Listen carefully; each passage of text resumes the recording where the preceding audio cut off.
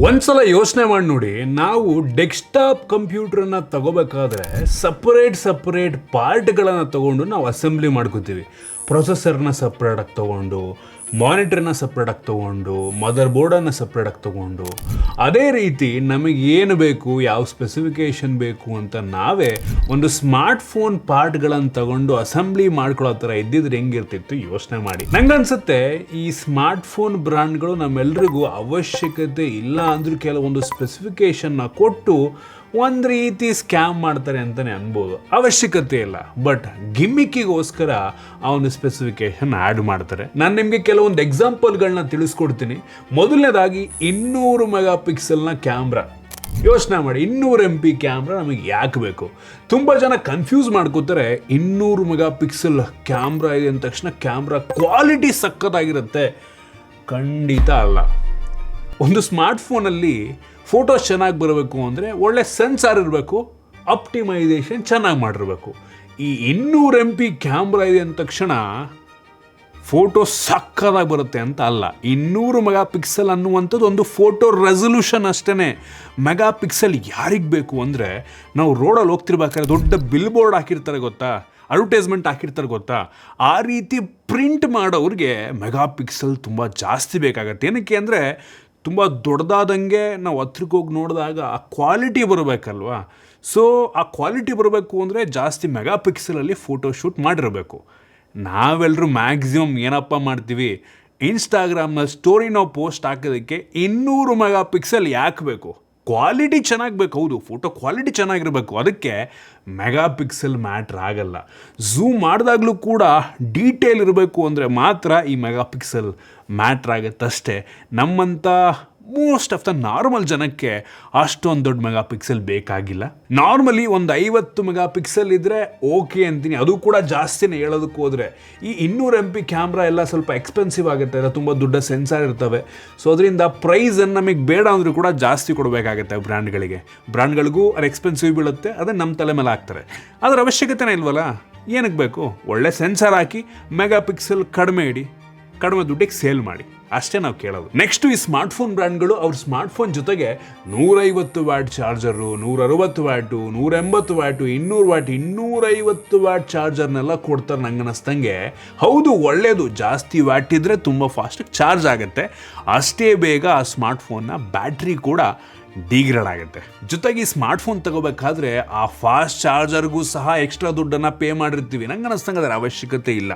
ಒಂದು ನಾರ್ಮಲ್ ಫೋನಿಗೆ ಮ್ಯಾಕ್ಸಿಮಮ್ ಒಂದು 80 ವ್ಯಾಟು 100 ವ್ಯಾಟ್ ಚಾರ್ಜರ್ ಕೊಟ್ಟರೆ ಬೇಕಾದಷ್ಟಾಯಿತು. ಇತ್ತೀಚೆಗೆ ಬ್ರ್ಯಾಂಡ್ಗಳು ಆ ಸ್ಪೀಡನ್ನು ಕಡಿಮೆ ಮಾಡಿದ್ದಾರೆ. ಬಾಕ್ಸಲ್ಲಿ ನೋಡ್ಬೋದು 100 ವ್ಯಾಟ್ ಇರುತ್ತೆ ಮ್ಯಾಕ್ಸಿಮಮ್, ಅದಕ್ಕಿಂತ ಜಾಸ್ತಿ ಚಾರ್ಜರ್ನ ಇತ್ತೀಚೆಗೆ ಯಾರೂ ಕೊಡ್ತಿಲ್ಲ.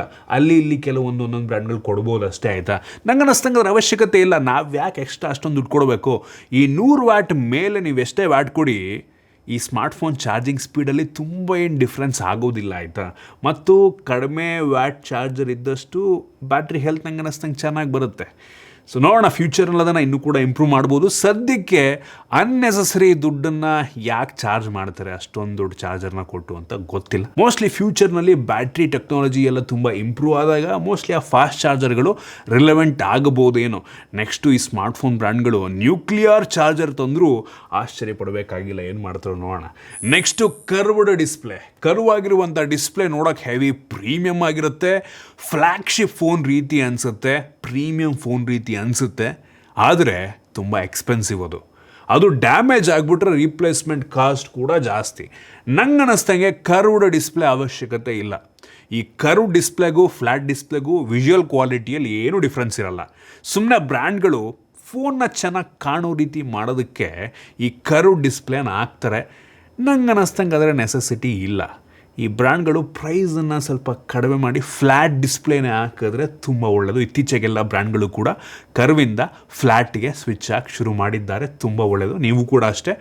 ನೆಕ್ಸ್ಟ್ ಫೋನ್ ತಗೋಬೇಕಾದ್ರೆ ಕರ್ವ್ ಡಿಸ್ಪ್ಲೇ ಇಲ್ಲ ಅಂದ್ರೇ ಒಳ್ಳೆಯದು. ಫೋನ್ನ ಬೆಲೆ ಸ್ವಲ್ಪ ಕಡಿಮೆ ಆಗ್ಬೋದು. ಈವನ್ ಡಿಸ್ಪ್ಲೇ ಒಡೆದೋದ್ರೆ ರೀಪ್ಲೇಸ್ಮೆಂಟ್ ಕಾಸ್ಟ್ ಕೂಡ ಆ್ಯಕ್ಚುಲಿ ತುಂಬ ಕಡಿಮೆ ಆಗುತ್ತೆ. ಈ ವಿಷಯನ ತಾಲಿಟ್ಕೊಳ್ಳಿ. ಮತ್ತು ಈ ಕರ್ವ್ ಡಿಸ್ಪ್ಲೇ ಇದ್ದರೆ ಅದಕ್ಕೆ ಸ್ಕ್ರೀನ್ ಗಾರ್ಡ್ ಹಾಕ್ಸೋದು ದೊಡ್ಡ ಹಿಂಸೆ.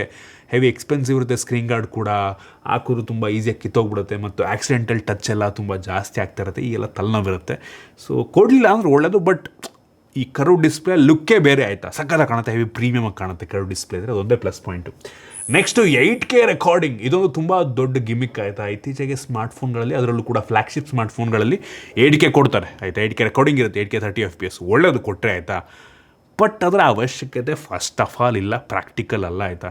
8K ಯಾವಾಗ ಉಪಯೋಗ ಆಗುತ್ತೆ ಅಂದರೆ, ನಾವೇನೋ ಪಾಡ್ಕಾಸ್ಟ್ ಮಾಡ್ತಾ ಇದ್ದರೆ ಫುಲ್ ಒಂದು ರೆಕಾರ್ಡ್ ಮಾಡ್ಕೊಂಡು ಝೂಮ್ ಇನ್ ಮಾಡಿ ಎಡಿಟಿಂಗ್ ಟೈಮ್, ಎಷ್ಟು ಜನ ಪಾಡ್ಕಾಸ್ಟ್ ಮಾಡ್ತಾರೆ, ಎಷ್ಟು ಜನ ಫುಲ್ ಅದನ್ನು ಕ್ರಾಪ್ ಮಾಡಿ ವೀಡಿಯೋನ ಯೂಸ್ ಮಾಡ್ಕೋತಾರೆ, ನೀವೇ ಯೋಚನೆ ಮಾಡ್ಕೊಳ್ಳಿ.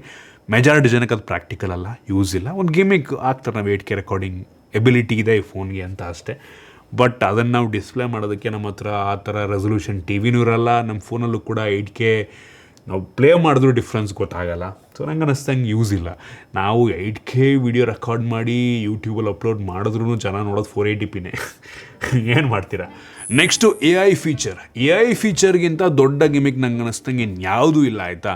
ಇತ್ತೀಚೆಗೆ ಯಾವ ಸ್ಮಾರ್ಟ್ಫೋನ್ ನೋಡಿದ್ರು ಕೂಡ AI ಫೀಚರ್ ಇರುತ್ತೆ, ಅದರಲ್ಲಿ ಎಷ್ಟೋ ಫೀಚರ್ಗಳು ಯೂಸೇ ಮಾಡಲ್ಲ ನಾವು. ಫಾರ್ ಎಕ್ಸಾಂಪಲ್, ನಂಗೆ ಗೊತ್ತಿಲ್ಲ ಎಷ್ಟು ಜನ AI ವಾಲ್ಪೇಪರ್ ಜನ್ರೇಷನ್ ಮಾಡುವಂಥ ಫೀಚರ್ ಯೂಸ್ ಮಾಡ್ತೀರಾ ಅಂತ. ಇರುತ್ತೆ, ವರ್ಷಕ್ಕೊಂದ್ಸಲನೋ 2 ವರ್ಷಕ್ಕೊಂದ್ಸಲನೋ ಯೂಸೇ ನಾನಂತೂ ಪರ್ಸನಲ್ ಯೂಸೇ ಮಾಡಿಲ್ಲ ಅಂತ ಅಂದ್ಕೊಳ್ಳಿ. ಆಮೇಲೆ AI ಅವತಾರನ್ನು ಕ್ರಿಯೇಟ್ ಮಾಡುವಂಥದ್ದು, ನಮ್ಮದು ಜೆಮುಜಿ ಥರ ಕ್ರಿಯೇಟ್ ಮಾಡುವಂಥದ್ದು.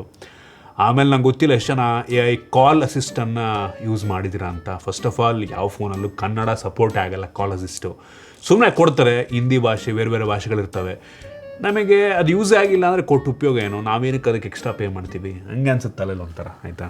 ನೀವು ಅನ್ಕೊಬೋದು AI ಫೀಚರೆಲ್ಲ ನೀವು ಅದಕ್ಕೆಲ್ಲ ಎಕ್ಸ್ಟ್ರಾ ಪೇ ಮಾಡ್ತಿರಲ್ಲ ಅಂತ. ಬಟ್ ಇಂಟರ್ನಲಿ ಎಲ್ಲದಕ್ಕೂ ನೀವೇನೇನು ನಿಮಗೆ ಸಿಗ್ತಾರೆ ಎಲ್ಲದಕ್ಕೂ ಪೇ ಮಾಡ್ತಿರ್ತೀವಿ, ನಮಗೆ ಗೊತ್ತಾಗಲ್ಲ ಅಷ್ಟೇ. ಈ ರೀತಿ ಅನೇಕ ಫೀಚರ್ಗಳು ನಮ್ಗೆ ಯೂಸೇ ಆಗಲ್ಲ. ಹೌದು, ಕೆಲವೊಂದು ಯೂಸ್ ಆಗುವಂಥ ಫೀಚರ್ಗಳಿದೆ, ಸರ್ಕಲ್ ಸರ್ಚ್, ಅದು AI ಅಲ್ಲ first of all, but AI summarise ಮಾಡುವಂಥ ಫೀಚರು, ಈ ಥರ ಕೆಲವೊಂದು ಫೀಚರ್ಗಳು ನಮಗೆ ಯೂಸ್ ಆಗ್ತವೆ. ಬಿಟ್ಟರೆ ಮೋಸ್ಟ್ ಆಫ್ ದ AI ಫೀಚರ್ಗಳು ನಮಗೆ ಉಪಯೋಗ ಎಲ್ಲ ಕೊಟ್ಟಿರ್ತಾರೆ, ಯಾವಾಗಲೂ ಕಾಲಕ್ಕೆ ಒಂದೊಂದು ಸಲ ಯೂಸ್ ಮಾಡ್ತೀವಿ. ನೆಕ್ಸ್ಟ್ ಇನ್ನೊಂದು ಗಿಮಿಕಿ ಫೀಚರ್ ಅಂತ ಅನ್ಸೋದು, ಅವಶ್ಯಕತೆ ಇಲ್ಲದಿರುವಂಥದ್ದು, ಈ ನಥಿಂಗ್ ಫೋನ್ಲೆಲ್ಲ ನಮಗೆ ಗ್ಲಿಫ್ ಇಂಟರ್ಫೇಸ್ ಬರುತ್ತಲ್ವ, ಅದರ ಅವಶ್ಯಕತೆ ನಂಗೆ ಇಲ್ಲ ಆಯಿತಾ. ಈ ನಥಿಂಗ್ ಬ್ರ್ಯಾಂಡ್ ಅವರು ಆ ಗ್ಲಿಫ್ ಇಂಟರ್ಫೇಸಿಗೆ ಎಕ್ಸ್ಟ್ರಾ ಚಾರ್ಜ್ ಮಾಡ್ತಾರೆ. ಆಬ್ವಿಯಸ್ಲಿ ಅವರಿಗೆ ಅದನ್ನು ಪ್ರೊಡ್ಯೂಸ್ ಮಾಡಬೇಕು ಅಂದರೆ ಎಕ್ಸ್ಟ್ರಾ ದುಡ್ಡು ಬಿದ್ದಿರುತ್ತೆ, ಅದು ನಮ್ಮ ತಲೆ ಮೇಲೆ ಹಾಕ್ತಾರೆ. ಬಟ್ ನೆಸಸರಿ ಇಲ್ಲ. ಹೌದು, ನೋಡೋಕ್ಕೆ ಸಕ್ಕತ್ತಾಗಿ ಕಾಣುತ್ತೆ ಆಯಿತಾ, ನೋಡೋಕ್ಕೆ ಚೆನ್ನಾಗಿ ಕಾಣುತ್ತೆ. ಬಟ್ ಅದರಿಂದ ನಾವು ಮೆಜಾರಿಟಿ ಜನ ಅದನ್ನು ಯೂಸ್ ಮಾಡಲ್ಲ ಆಯಿತಾ. ಸೊ ಅದು ಕೂಡ ಒಂದು ರೀತಿ ಗಿಮಿಕಿ ಫೀಚರ್ ಅಂತಾರೆ. ಅದನ್ನೆಲ್ಲ ರಿಮೂವ್ ಮಾಡಿ ನಮಗೇನು ಫೋನ್ನೇ ಚೆನ್ನಾಗಿ ಸ್ವಲ್ಪ ಪ್ರೈಸನ್ನು ಕಡಿಮೆ ಮಾಡಿ ಫೋನ್ ಚೆನ್ನಾಗಿ ಕೊಟ್ಟರೆ ಒಳ್ಳೇದಲ್ವಾ. ಇದು ನನ್ನ ಅಭಿಪ್ರಾಯನಪ್ಪ. ನೆಕ್ಸ್ಟ್ ಇನ್ನೊಂದು ಸ್ಕ್ಯಾಮ್ ಮಾಡೋದು ಈ ಬ್ರ್ಯಾಂಡ್ಗಳು, ಸ್ಯಾಟಲೈಟ್ ಕನೆಕ್ಟಿವಿಟಿ ಫೀಚರು. ಆ್ಯಕ್ಚುಲಿ ಆ ಸ್ಮಾರ್ಟ್ಫೋನಲ್ಲಿ ಸ್ಯಾಟಲೈಟ್ ಕನೆಕ್ಟಿವಿಟಿಗೆ ಬೇಕಾಗುವಂಥ ಹಾರ್ಡ್ವೇರ್ ಇರುತ್ತೆ, ಬಟ್ ನಮ್ಮ ದೇಶದಲ್ಲಿ ಸಪೋರ್ಟ್ ಮಾಡಲ್ಲ. ಏನಕ್ಕೆ? ಈ ಗೌರ್ಮೆಂಟ್ನವ್ರಿಗೆ ಅದನ್ನು ಲೈಸೆನ್ಸ್ ಕೊಡಲ್ಲ ಆ ಒಂದು ಫೀಚರ್ ಯೂಸ್ ಮಾಡೋದಕ್ಕೆ. ಅದರಿಂದ ಆ ಸ್ಯಾಟಲೈಟ್ ಕನೆಕ್ಟಿವಿಟಿ ನಮ್ಮ ದೇಶದಲ್ಲಿ ಕೆಲಸ ಮಾಡಲ್ಲ. ಬಟ್ ಸ್ಟಿಲ್ ಹಾರ್ಡ್ವೇರ್ ಇರುತ್ತೆ, ಹಾರ್ಡ್ವೇರಿಗೆ ಪೇ ಮಾಡಿರ್ತೀವಿ, ಬಟ್ ಆ ಫೀಚರ್ ಯೂಸ್ ಮಾಡೋಕ್ಕಾಗಲ್ಲ. ನಮ್ಮ ದೇಶದಲ್ಲಿ ಆ ಫೀಚರ್ ಕೆಲಸನೇ ಮಾಡಲ್ಲ ಅಂದರೆ ನಾವ್ಯಾಕೆ ಗುರು ಆ ಒಂದು ಹಾರ್ಡ್ವೇರಿಗೆ ಕೊಡಬೇಕು? ಯೋಚನೆ ಮಾಡಿ ಹಂಗೆ. Next titanium body, aluminium body, metallic body ಅಂತ ಅಂತೀವಿ. ಬಟ್ ನಾವು ಮಾಡೋದು ತಪ್ಪೇನು ಗೊತ್ತಾ? ಹೌದು, ಫೋನಲ್ಲಿ ಟೈಟೇನಿಯಂ ಬಾಡಿನೇ ಇರುತ್ತೆ, ಮೆಟಾಲಿಕ್ ಫ್ರೇಮ್ ಇರುತ್ತೆ, ಸೂಪರ್ ಬ್ರ್ಯಾಂಡ್ ಕೊಡ್ತಾ ಇದ್ದಾರೆ ಆಯಿತಾ, ಸಖತ್ ಒಳ್ಳೆಯದು. ಬಟ್ ಪ್ರಾಕ್ಟಿಕಲಾಗಿ ಯೋಚನೆ ಮಾಡಿ, ಎಂಥ ಟೈಟೇನಿಯಂ ಇದ್ರೂ ನಾವು ಬ್ಯಾಕ್ ಕವರ್ ಹಾಕ್ತೀವಿ. ಪ್ಲಾಸ್ಟಿಕ್ ಬಾಡಿ ಇದ್ದರೂ ಬ್ಯಾಕ್ ಕವರ್ ಹಾಕ್ತೀವಿ, ಟೈಟೇನಿಯಂ ಫ್ರೇಮ್ ಇದ್ರೂ ಕೂಡ ಬ್ಯಾಕ್ ಕವರ್ ಹಾಕ್ತೀವಿ.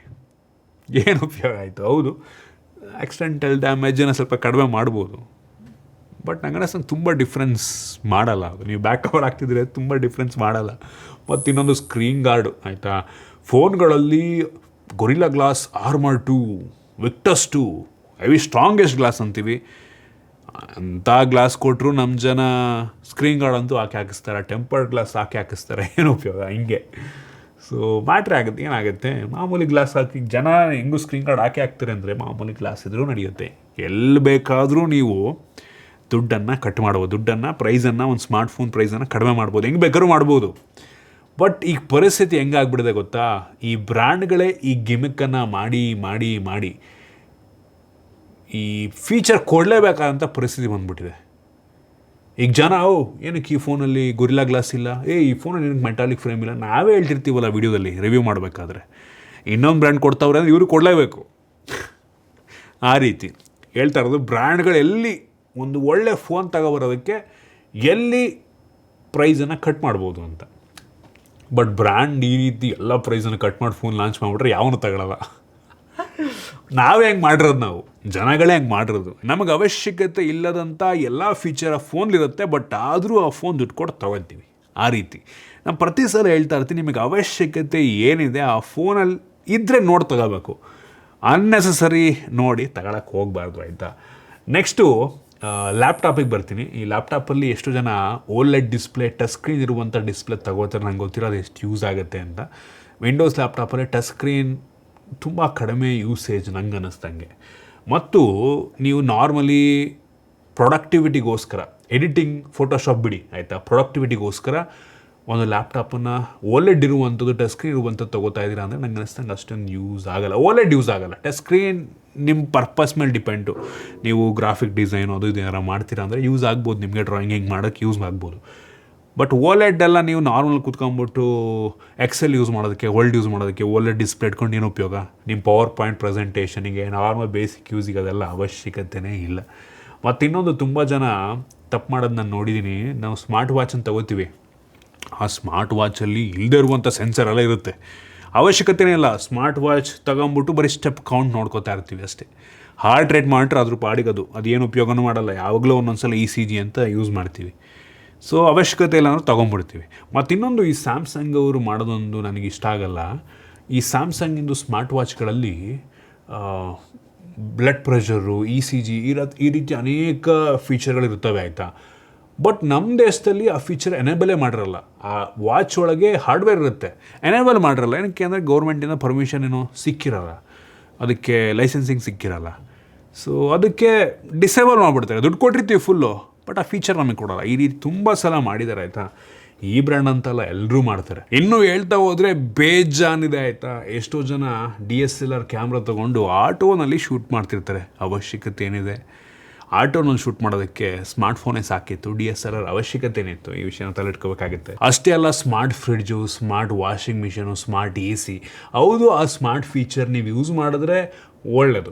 ಬಟ್ ನಮಗೆ ಗೊತ್ತಿಲ್ಲದಂಗೆ ಈ ಸ್ಮಾರ್ಟ್ ಫೀಚರ್ಗಳಿಗೆ ನಾವು ಎಕ್ಸ್ಟ್ರಾ ಕೊಡ್ತಾ ಇರ್ತೀವಿ. ಅದರೊಳಗಡೆ ಆ ಸ್ಮಾರ್ಟ್ ಫೀಚರ್ ವರ್ಕ್ ಆಗಬೇಕು ಅಂದರೆ ಈ ವೈಫೈ ಮಾಡ್ಯೂಲ್ ಇವೆಲ್ಲ ಇರಬೇಕಾಗತ್ತೆ ಆಯಿತಾ. ಹೌದು, ಕೆಲವೊಂದು AI ಫೀಚರ್ಗಳೆಲ್ಲ ಚೆನ್ನಾಗಿರುತ್ತೆ, ಬಟ್ ಅದನ್ನು ಯೂಸ್ ಮಾಡಿದ್ರು ಓಕೆ. ಬಟ್ ಯೂಸೇ ಮಾಡದೇ ಇರೋದಕ್ಕೆ ಸುಮ್ಮನೆ ಎಕ್ಸ್ಟ್ರಾ ದುಡ್ಡು ಕೊಟ್ಟು ಏನಕ್ಕೆ ಆ ರೀತಿ ವಾಷಿಂಗ್ ಮಿಷಿನ್ನ, ಆ ರೀತಿ ರೆಫ್ರಿಜರೇಟರ್ನ, ಆ ರೀತಿ AC ತಗೋಬೇಕು? ಯೋಚನೆ ಮಾಡ್ಕೊಳ್ಳಿ. ಮತ್ತು ಎಷ್ಟೋ ಸಲ ನಾನು ಅಬ್ಸರ್ವ್ ಮಾಡಿದ್ದೀನಿ, ಕೆಲವು ಜನ PC ಪರ್ಚೇಸ್ ಮಾಡ್ಬೇಕಾದ್ರೆ, ಅಸೆಂಬಲ್ಡ್ PC ಪರ್ಚೇಸ್ ಮಾಡ್ಬೇಕಾದ್ರೂ ಅವ್ರ ಕ್ಯಾಬಿನೆಟ್ಗೆ ಫುಲ್ RGB ಚಿಣಿಮಿಣಿ ಇರುವಂಥ ಕ್ಯಾಬಿನೆಟ್ ತೊಗೋತಾರೆ ಆಯಿತಾ. ನಾನು ಅನ್ಸಂದ್ರೆ ಅವಶ್ಯಕತೆ ಇಲ್ಲ. ಹೌದು, ಒಳ್ಳೆ ಏರ್ ಫ್ಲೋ ಇರುವಂಥ ಒಂದು ಕ್ಯಾಬಿನೆಟ್ ತೊಗೊಳ್ಳಿ ಆಯಿತಾ. ಎಕ್ಸ್ಪೆನ್ಸಿವ್ ಆಗಿರುವಂಥ RGB ಕ್ಯಾಬಿನೆಟ್ನ ಅವಶ್ಯಕತೆ ಇಲ್ಲ. ತುಂಬ ಜನ ನೋಡಿದ್ದೀನಿ, ಫುಲ್ ಒಳಿತಾ ಇರುತ್ತೆ, ಅವಶ್ಯಕತೆ ಇಲ್ಲ. ಮತ್ತು RGB ಕೀಬೋರ್ಡ್ ನೆಸಸರಿ ಇಲ್ಲ, ಮ್ಯಾಟ್ರ್ ಆಗಲ್ಲ. RGB ಹೆಡ್ಫೋನ್ಸ್ ಅಂತೆ, RGB ಮೌಸ್ ಅನ್ನೋ. ಹೌದು, DPI ಚೆನ್ನಾಗಿರುವಂಥ ಮೌಸು, ಫುಲ್ಲು ಪ್ರಿಸೈಸ್ ಇರುವಂಥ ಮೌಸು, ಒಳ್ಳೆ ಮೆಕ್ಯಾನಿಕಲ್, ಬ್ಯಾಕ್ ಲೈಟ್ ಇರುವಂಥ ಕೀಬೋರ್ಡ್. RGB ಬೇಕಾಗಿಲ್ಲ, ಬ್ಯಾಕ್ ಲೈಟ್ ಇರುವಂಥ ಕೀಬೋರ್ಡು, ನಾರ್ಮಲ್ ಒಳ್ಳೆ ಕ್ವಾಲಿಟಿ ಹೆಡ್ಫೋನ್ಸು, ಇಷ್ಟೇ ಬೇಕಾಗಿರೋದು. ಇನ್ನೊಂದು ನನಗೆ ಒಂಥರ ಬೇಜಾರಾಗೋದು, ಈ ಕಾರ್ಗಳಲ್ಲಿ ಹೈಯೆಸ್ಟ್ ವೇರಿಯಂಟ್ ಕಾರಲ್ಲಿರುವಂಥ ಫೀಚರ್ಗಳು. ಬೇಸ್ ಮಾಡೆಲ್ನಲ್ಲಿ ಬೇಸಿಕ್ ಏನು ಬೇಕಾದಿರುತ್ತೆ, ಅದ್ರ ಮೇಲೆ ನೀವು ಏನೇ ಅಪ್ಗ್ರೇಡ್ ಮಾಡಿದ್ರು ಸರಿಗೆ ಬರೀ ಎಳಿತಾರೆ ಮಾತ್ರ. ಅದರಲ್ಲೂ ಈ ಸನ್ ರೂಫಿಗೆ, ಪೊನರಾಮಿಕ್ ಸನ್ ರೂಫ್ ಅಂತೆ, ಮೂನ್ ರೂಫ್ ಅಂತೆ, ಏನೇನೋ ಇದೆ ಗುರು, ಅದಕ್ಕೆಲ್ಲ ಎಕ್ಸ್ಟ್ರಾ ದುಡ್ಡು. ಲಿಟ್ರಲಿ ಬೇಸ್ ಮಾಡೆಲ್ಗೂ ಹೈಯೆಸ್ಟ್ ವೇರಿಯಂಟಿಗೂ 15-20 ಲಕ್ಷ ಡಿಫ್ರೆನ್ಸ್ ಇರುತ್ತೆ. ಹಂಗೆ ಅನಿಸ್ತಂಗೆ ಬೇಸ್ ಮಾಡೆಲ್ ತಗೊಳ್ಳೋರೆ ಬುದ್ಧಿವಂತು ಅನಿಸುತ್ತೆ ಎಷ್ಟೋ ಸಲ. ಹೌದು, ಫೀಚರ್ ಬೇಕಾಗಿರುವಂಥದ್ದಿದ್ದರೆ, ಫಾರ್ ಎಕ್ಸಾಂಪಲ್ ADAS ಇವೆಲ್ಲ ಸೇಫ್ಟಿ ಫೀಚರ್ಸ್, ಅದೆಲ್ಲ ಬೇಸ್ ವೇರಿಯಂಟಲ್ಲಿ ಇರೋದೇ ಇಲ್ಲ, ಹೈಯೆಸ್ಟ್ ವೇರಿಯಂಟೇ ತಗೋಬೇಕು, ಬೇರೆ ಆಪ್ಷನ್ನೇ ಇಲ್ಲ. ಹಂಗೆ ಮಾಡ್ಬಿಡ್ತಾರೆ ಈ ಬ್ರ್ಯಾಂಡ್ಗಳೆಲ್ಲ. ಇದೇ ದೊಡ್ಡ ತಲೆನೋವು. ಇದ್ರ ಬಗ್ಗೆ ಯೋಚನೆ ಮಾಡಿ ನೆಕ್ಸ್ಟ್ ನೀವೇನಾದರೂ ಪರ್ಚೇಸ್ ಮಾಡಬೇಕಾದ್ರೆ ಆಯಿತಾ. ಅವಶ್ಯಕತೆ ಇದ್ದರೆ, ಏನು ಅವಶ್ಯಕತೆ ಇದೆ ಆ ಒಂದು ಗ್ಯಾಜೆಟನ್ನು ಮಾತ್ರ ತಗೊಳ್ಳಿ. ನಿಮಗೆ ಒಂದು ಸ್ಮಾರ್ಟ್ಫೋನಲ್ಲಿ ಕ್ಯಾಮ್ರಾ ಚೆನ್ನಾಗಿರ್ಬೇಕಾ, ಕ್ಯಾಮ್ರಾ ಚೆನ್ನಾಗಿರುವಂಥ ಫೋನ್ ತೊಗೊಳ್ಳಿ ಸಾಕು. ಅದು ಬಿಟ್ಟು ನಿಮಗೆ ಡಿಸ್ಪ್ಲೇ ಚೆನ್ನಾಗಿರ್ಬೋದು, ಡಿಸ್ಪ್ಲೇ ಯಾವುದಲ್ಲಿ ಚೆನ್ನಾಗಿದೆ, ಉಳಿದಿದ್ದು ನಾರ್ಮಲ್ ಆಗಿದ್ರು ನಡೆಯುತ್ತೆ, ಅದು ನೋಡ್ಕೊಂಡು ತೊಗೊಳ್ಳಿ. ಸುಮ್ಮನೆ ಅನ್ನೆಸಸರಿ ಎಲ್ಲ ಬೇಕು, ಫ್ಲ್ಯಾಗ್ಶಿಪ್ ಬೇಕು ಅಂದ್ಬಿಟ್ಟು ದುಡ್ಡು ಕೊಟ್ಟು ತಗೊಳ್ಳೋ ಅವಶ್ಯಕತೆ ಇಲ್ಲ. ಇದು ನನ್ನ ಒಪಿನಿಯನ್. ಐ ಹೋಪ್ ನಿಮಗೆ ಈ ವಿಡಿಯೋ ಯೂಸ್ಫುಲ್ ಆಗಿದೆ, ಕೆಲವೊಂದು ಹೊಸ ವಿಷಯ ತಿಳ್ಕೊಂಡಿದ್ದೀರ ಅಂತ ಅನ್ಕೋತೀನಿ. ಇಷ್ಟ ಆಗಿದ್ರೆ ಲೈಕ್ ಮಾಡಿ, ಶೇರ್ ಮಾಡಿ. ಇದೇ ರೀತಿ ನಮ್ಮ ಬೇರೆ ವಿಡಿಯೋಗಳಿಗೆ ನಮ್ಮ tech in Kannada YouTube subscribe ಮಾಡ್ಕೊಂಡಿಲ್ಲ ಅಂದರೆ ಇಲ್ಲೇ ಸಬ್ಸ್ಕ್ರೈಬ್ ಮಾಡ್ಕೊಳ್ಳಿ, ಮತ್ತು ಬೆಲ್ ಐಕಾನ್ ಕೂಡ ಕ್ಲಿಕ್ ಮಾಡ್ಬೋದು. ಸಿಗೋಣ ಮತ್ತೆ ಮುಂದಿನ ವಿಡಿಯೋದಲ್ಲಿ.